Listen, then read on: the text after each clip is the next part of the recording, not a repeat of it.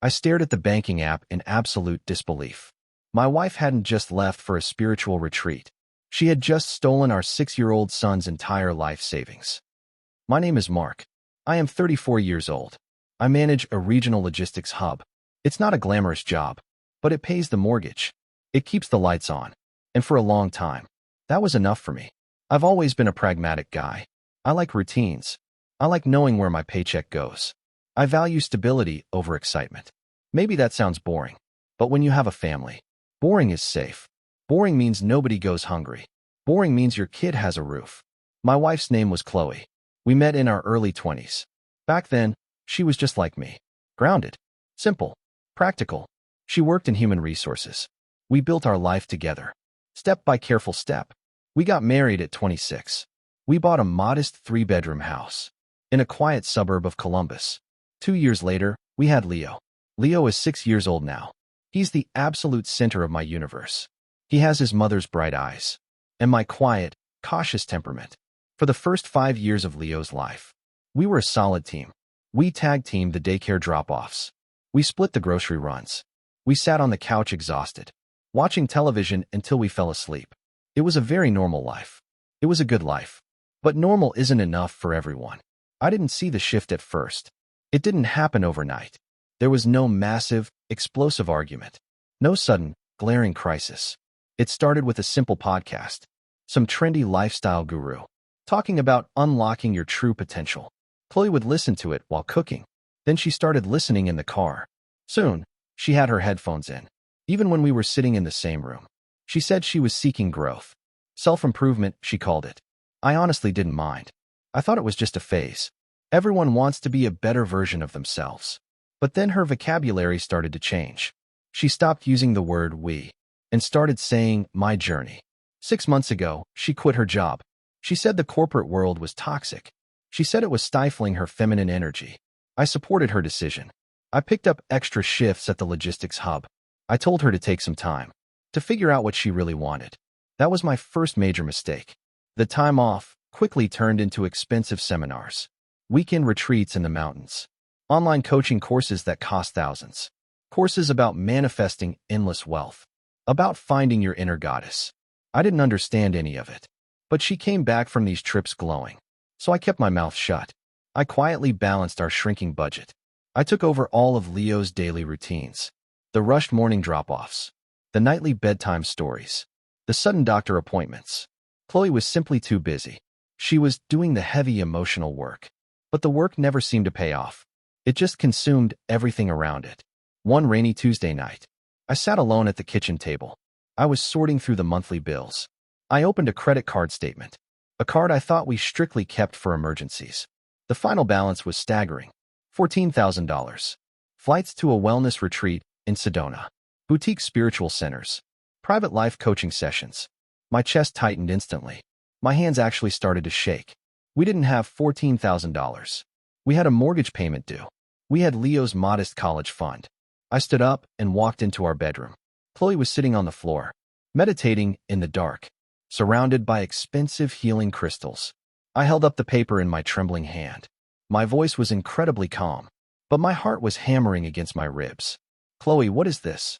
She opened her eyes slowly. She didn't look guilty. She didn't look ashamed. She just looked annoyed. Annoyed that I had interrupted her peace. It's an investment, Mark, she said. Her voice was perfectly flat, emotionless. I'm investing in my highest self. With a high-interest credit card? I asked. With money we absolutely do not have. She stood up gracefully. She looked at me like I was a stranger, like I was something incredibly small. You just don't get it, she whispered. You're vibrating at such a low frequency. You're holding my spirit back. She walked right past me, out of the bedroom, down the hall, leaving me standing there in the dark, holding a piece of paper that proved my marriage was completely bankrupt, in more ways than one. I listened to her start the car outside. I didn't try to stop her. I walked down the hall to Leo's room. He was fast asleep, holding his favorite worn-out stuffed bear. I stood in the doorway, listening to his quiet, rhythmic breathing. I thought we were just going through a rough patch. I thought my wife was simply finding herself. But as I watched my little boy sleep, I realized something cold and terrifying. She wasn't finding herself at all. She was erasing us.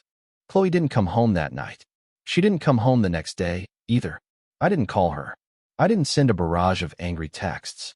I was too busy surviving. I had a 6-year-old to get to school. I had a logistics hub to run. I had a $14,000 secret, burning a hole in my kitchen drawer. When she finally walked through the front door, it was Thursday afternoon. I was making macaroni and cheese for Leo. She looked incredibly rested. She dropped a woven leather bag on the floor. I needed space, she announced. Your energy was incredibly toxic the other night. I slowly stirred the pasta. I didn't look at her. My energy, I repeated quietly. Not the 14 grand you stole from our future? She sighed loudly. The kind of sigh a teacher gives a slow student. Money is just an illusion, Mark. It flows to those who are aligned. I am aligning myself for our family. I finally turned to face her. You don't have a job, Chloe. The money isn't flowing. It is hemorrhaging. And I am the one bleeding. She shook her head. A small, pitying smile played on her lips. You are so trapped in the matrix of scarcity. My mentor warned me about this. He said those closest to the light will try to pull you back into the dark. Her mentor, that was a new word. Usually it was a coach or a guide. A mentor implied a specific person, a specific influence. I felt a cold knot form in my stomach. Who is your mentor? I asked. She waved her hand dismissively. His name is Julian. He runs the retreat center in Sedona. He sees my true potential. She walked to the fridge. She poured herself a glass of filtered water. Actually, I'm glad you brought up finances, she said. Her tone was suddenly casual. Too casual. Julian is hosting an intensive mastermind next month. In Costa Rica. It's an invite-only immersion program. I need to go, Mark. It's the final step for my certification. Once I'm certified, I can start my own practice. I stared at her in absolute disbelief. Costa Rica. With a $14,000 balance. Are you insane?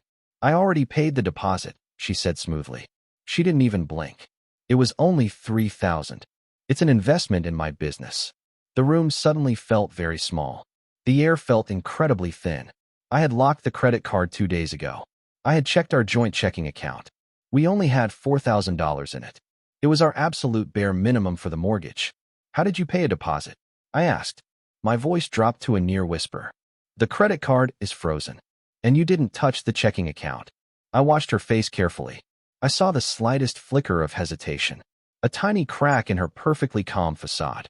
I found another way to align the funds, she said. She wouldn't look me in the eye. She looked at the floor. At the ceiling. Anywhere but at me. I set the wooden spoon down on the counter. My mind raced through our assets. The house. No, she couldn't borrow against it alone. My separate savings? She didn't have the password. Then it hit me. A thought so sickening. I actually had to lean against the counter to stay upright. Chloe, I whispered. My throat was suddenly completely dry. Did you touch Leo's savings? She crossed her arms over her chest. She lifted her chin defensively. He's only 6, Mark. He won't need it for years. And by then, I'll have manifested 10 times that amount. I grabbed my phone from my pocket. My hands were shaking violently now. I opened the banking app.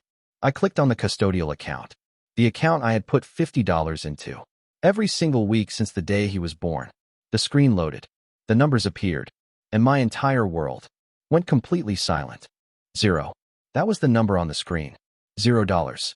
0 cents. I stared at the glowing pixels. My brain refused to process the image. It had to be a glitch.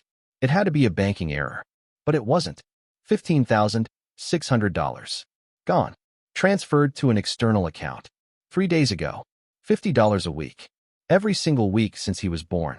Birthday checks from my parents. Christmas money. Savings we scraped together when times were tight. It wasn't just numbers on a screen. It was my son's security.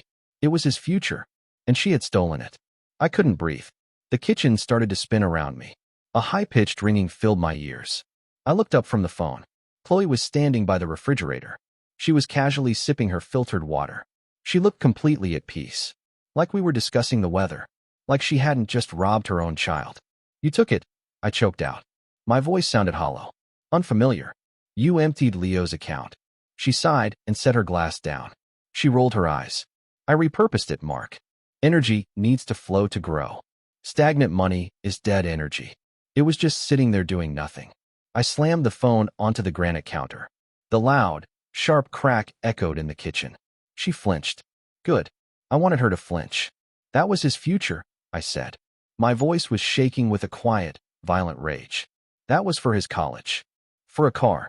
For his life. She crossed the kitchen.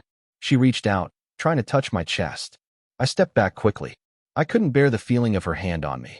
You are projecting your fear, she whispered. Her voice was soft, patronizing. Julian says men like you. Men who are trapped in the corporate system. You cling to numbers because you lack faith. Julian guarantees a tenfold return on this investment. I am doing this for Leo. Men like me, Julian says.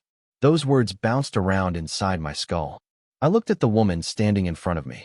She was wearing expensive linen clothes. She smelled like patchouli and burned sage. She was a complete and total stranger.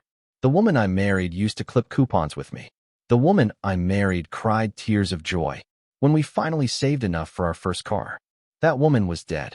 She had been replaced by a hollow shell, erased by a podcast, brainwashed by a con artist in Sedona.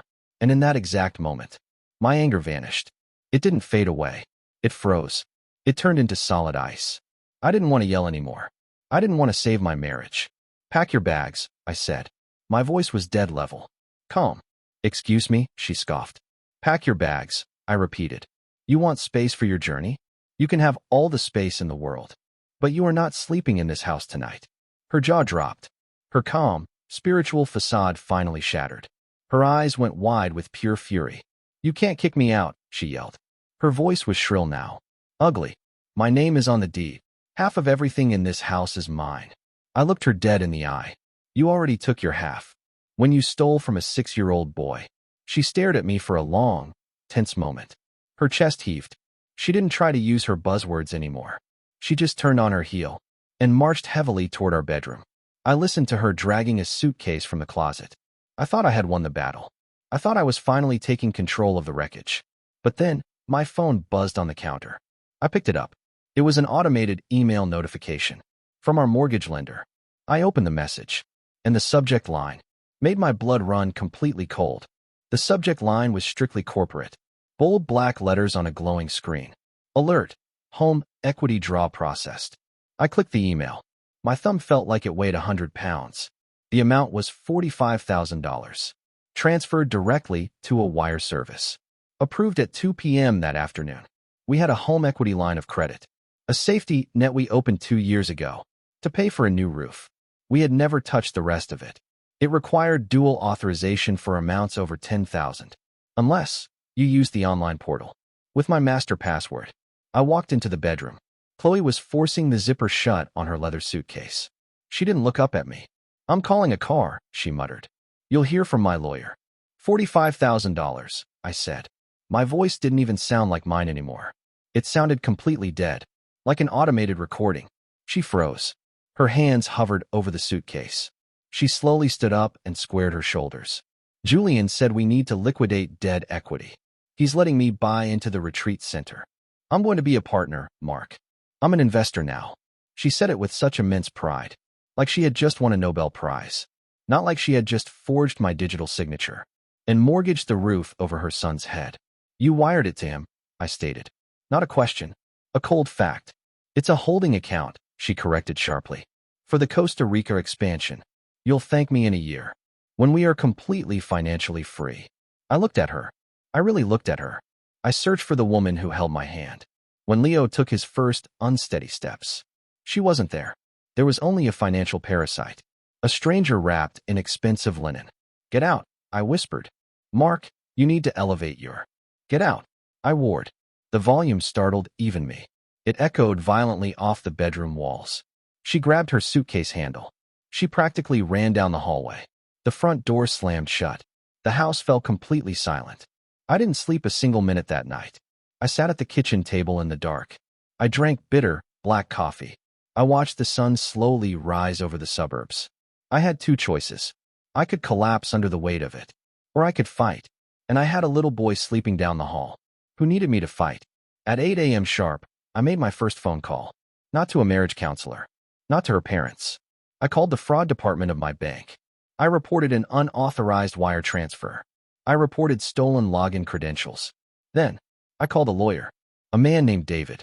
He was a bulldog in a cheap suit. He didn't care about spiritual journeys. He cared about protecting assets. I sat in David's office 3 hours later. I laid out the printed bank statements, the empty custodial account, the maxed-out credit card, the massive Helic withdrawal. David took off his reading glasses. He rubbed the bridge of his nose. "She wired the home equity to an LLC?" he asked. "Yes," I said. "Some guy named Julian. He runs a wellness retreat in Sedona. She claims it's an investment holding account." David turned to his computer. His fingers flew across the keyboard. "Let's look up this Julian," he muttered. The office was quiet for a long minute. The only sound was the clicking of keys. Then, David stopped typing. He leaned back in his leather chair. He stared at the screen for a long time. Then he looked at me. His expression was completely unreadable. "Mark," he said slowly, "this LLC isn't registered in Sedona. It was registered right here in Ohio.